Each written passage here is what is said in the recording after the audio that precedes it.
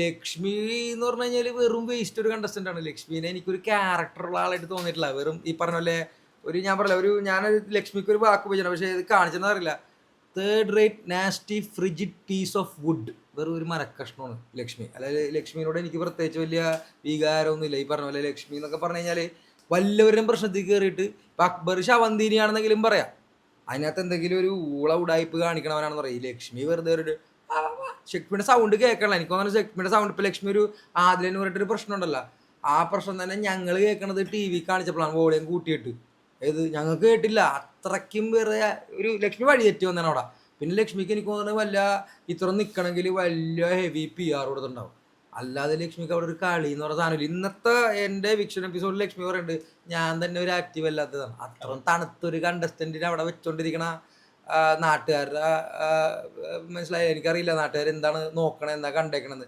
ലക്ഷ്മി ഇങ്ങനെ മറ്റേ രാജരവിവർമ്മയുടെ ഒരു ചിത്രത്തിലൊക്കെ കാണുന്ന പോലെ ഒരു മൂലക്ക് ഇരിക്കണ, ഒരു മൂലക്കൊരു മുത്തിയമ്മ, അത്രേ ഉള്ളൂ ലക്ഷ്മി. മരക്കഷ്ണം. എന്നാൽ അതിലെ ഒരു എന്താണ് അതിനെ പറ്റി പറയണ, എനിക്ക് എന്ത് പറയണ ലക്ഷ്മിനെ പറ്റി. ലക്ഷ്മിയൊക്കെ അവിടെ ഉണ്ടാന്ന് തന്നെ അറിയില്ല.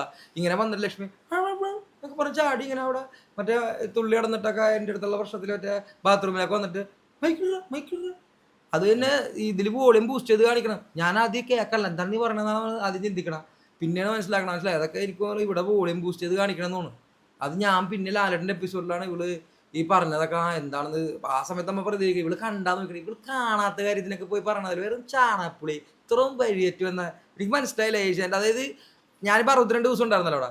ലക്ഷ്മി അവിടെ കയറിയിട്ട് എത്ര ദിവസമായി, അതായത് ബൈൽഡാടായിട്ട് വന്നില്ലേ, 62 ദിവസം നിൽക്കുമെങ്കിൽ സംസാരിക്കുക ലക്ഷ്മിനെ പറ്റി, അല്ലാണ്ട് വെറുതെ ഈ മരക്കഷ്ണത്തെ പറ്റി സംസാരിച്ചിട്ട് കാര്യം. പിന്നെ മാത്രമല്ല ലക്ഷ്മിയൊക്കെ മറ്റേ പറഞ്ഞ ഒരു അക്കൗണ്ടബിലിറ്റി ഇല്ലാത്തവളാണ്. അത് ഞാൻ പറഞ്ഞ മറ്റേ ഇതിൽ ഞാൻ ഡിഫമേഷൻ കേസ് കൊടുക്കുന്നത്, ഞാൻ വക്കീലാണെന്ന് പേടിച്ച് അവൾ മുള്ളി. അത് കാരണം അവൾ വന്നിട്ട് പിന്നെ സോറി പറഞ്ഞത്, അല്ലാണ്ട് അവൾ സ്വന്തമായിട്ട് സോറി പറയണ അവളല്ല. നിങ്ങൾ ആലോചിച്ച് നോക്കിയാതെ ആ പറഞ്ഞപ്പോഴാണ് അവൾ പേടിച്ചത്. ഈ പറഞ്ഞ പോലെ വെറും പേടിച്ചു കൂടിയാണ് ലക്ഷ്മിക്ക് അവിടെ വന്നേക്കണേ. ഞാൻ പറഞ്ഞ വഴിയേറ്റ് വന്നതാണ് ലക്ഷ്മിയൊക്കെ, ഒരു പിടിയില്ല എങ്ങനെയാണ് വന്നതെന്ന്, എന്ത് കണ്ടിട്ടാണ് കൊണ്ടുവന്നേക്കണമെന്ന് അറിയില്ല, ഒരു ഐഡിയ ഇല്ല.